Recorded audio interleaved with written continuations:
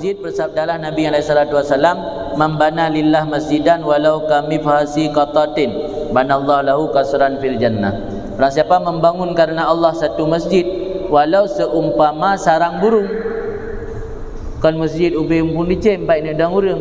Bahagian gotnyan harta bahagian gotnyan dalam masjid ubi umpung dicem.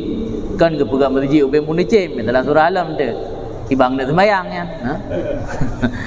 Nyan Allah kebangun kegaknyan satu mahligai dalam syurga. Di walau modal tanya ubi umpung dicem modal, naruh modal tanya dalam masjidnya ubi umpung dicem, tetap ganjaran ji kebangun mahligai dalam syurga. Jadi balasan Allah tetap lebih dibanding yang kita berikan kepada Allah. Kemudian Allah berfirman, inna buyuti fi ardi, nya kalau Al-Quran dalam hadis kudusi. Allah nekal dalam hadis kudusi, inna buyuti fi ardi al-masajid. Rumahku dalam bumiku adalah masjid-masjid. Fa inna zuwari fiha sukanuha. Orang yang mendiarahiku dalamnya bumi adalah orang yang berdiam dalam masjid dan yang memakmurkan masjid. Zuwarian tamuku. Mana orang yang ziarahku, tamuku kata Allah dalam dunia adalah orang yang berdiam dalam masjid dan memakmurkan masjid. Nyatanya yang tak pudip masjid, tak peramai masjid, yang anggap tamu Allah. Jadi tamu Allah kau orang Jawa tu, orang yang sering yak pudip masjid, yang juga tamu Allah. Yang biasa tamu Allah bak orang Jawa kan. Nyata orang yang pudip masjid yang tamu Allah sini.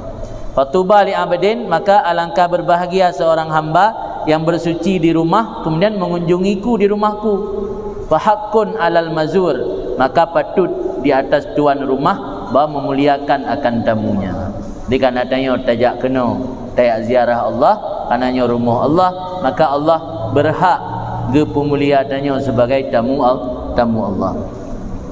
Bersabda Nabi, idza raaitum rajul yakhtar masjid fashhadu lahu bil iman.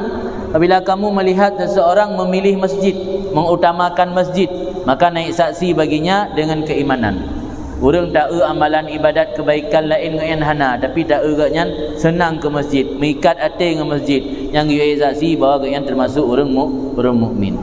Berkata Anas, barang kaso menghidupkan lampu dalam masjid, senantiasa malaikat dan malaikat yang menanggung aras memohon keampunan baginya selama kekal dalam demikian masjid cahaya lampu tersebut.